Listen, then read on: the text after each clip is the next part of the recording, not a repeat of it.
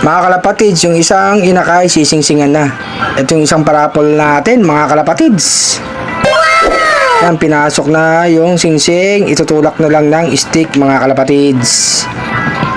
Malusog tong parapol natin para sa inyo mga kalapatids ha. Yung mas bata, hindi pa natin masisingsingan. Baka sa isang araw pa mga kalapatids. Ito kasi yung naunang inilabas ni Black mga kalapatids. Anak ni Padrino. Yan mga kalapatids, ang technique dyan. Tutulak ng stick. Ang gandang ibon mga kalapatids oh.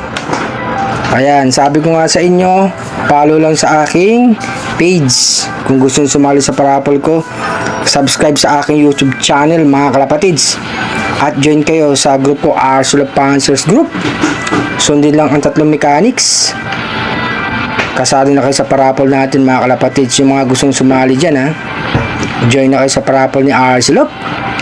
Lagyan pa natin ng konting Gcash mga kalapatids.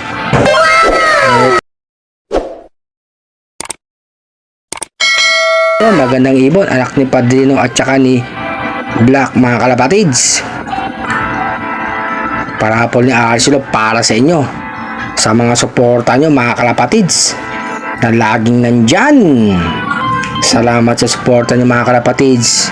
Obserbahan ko muna to ha mga kalapatids ha, sa paglaki kung maganda ba at malusog, kaya ang parapol ko bibiglayin ko ng mga kalapatids. Ayan, hindi natin patataglin ang parapol ni Arcelop. Nakasingsingan na mga kalapatids. Para lahat may chance manalo. Alam ko maraming humingi ng ibon sa atin mga kalapatids. Pasensya na kayo, wala pa tayong pamigay. Kaya yung dalawang inakay paparapol ko nilang para sa inyo mga kalapatids. Good luck mga kalapatids, nasasali sa parapol ko. God bless ha mga kalapatids ha. Cute na ibon.